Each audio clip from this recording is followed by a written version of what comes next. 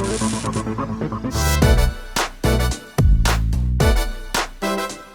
up, guys? Lesley Robins here for YHN, and on this episode of Quiet on the Set, we are going backstage of the phenomenon Wicked that has taken over Hollywood Boulevard. So I want to talk about the premise of Wicked, because a lot of people think, oh, it's just another version of The Wizard of Oz, but it's really not. No, it's definitely not. I mean, Gregory Maguire really, he based his story of Wicked off of the L. Frank Baum novel Wizard of Oz rather than the MGM movie.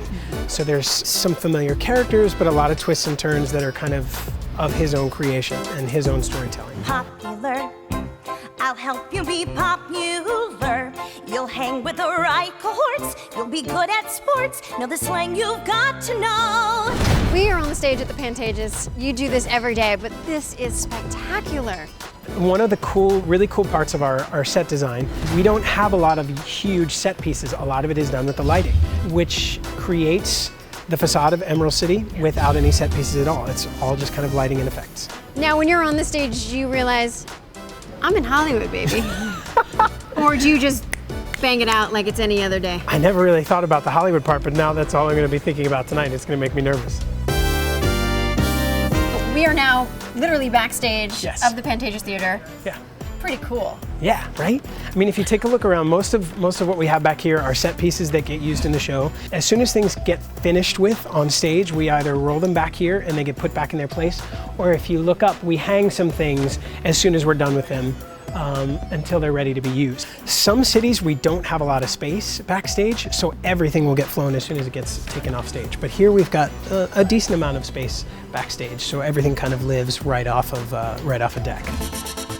This is kind of a history map or a road map of our tour. Every city that we go to, we take a picture of the marquee of the theater. We have all of our local crews sign the picture, and then we put the name of the city and the date. But this whole wall is covered, and we've got an identical wall on the other side that has the rest of our tour history on it. So it's really kind of fun. So that's actually, if you guys can see, this is actually part of the set. Yes. Behind the set, so the audience can't see it. Exactly. So that's so special. You guys are backstage and you just see and feel the warmth. Yeah, That's awesome. It's just for us to remind us, you know, all the people that we've worked with, the places that we've been, kind of walk by it and it makes you smile. All right, we are actually in the Wicked closet, and I almost want to go shopping, although I wouldn't wear any of this out on the street, but there's so many costumes here. Yeah, this is what we call the men's gondola. So our men's ensemble, this is where they do all their costume changes. This is where their costumes get stored. If you take a look at this gondola right here, for example, Kevin McMahon, he plays the witch's father. So these are all his costumes, front to back, from beginning of the show to the end of the show. If you can see it, it's all sort of in a self-contained space. It's got its own light, and there's actually a cover that's up here that actually flips down. So when we're ready to move from city to city, they just put the costumes back in the gondola, they pack up the hats and the shoes in the bottom, and they flip the cover down and roll it up onto the truck. This is a well-oiled machine. Oh, bam, bam, bam. We can actually break the set down and load the show out in about 8 hours after we come down, which for a show as massive as ours is pretty impressive. All right, Justin, you've given me the tour backstage. Now show me where you hang out when you're not up there. All right, so let me show you Casa de Bach. After you. You are set up.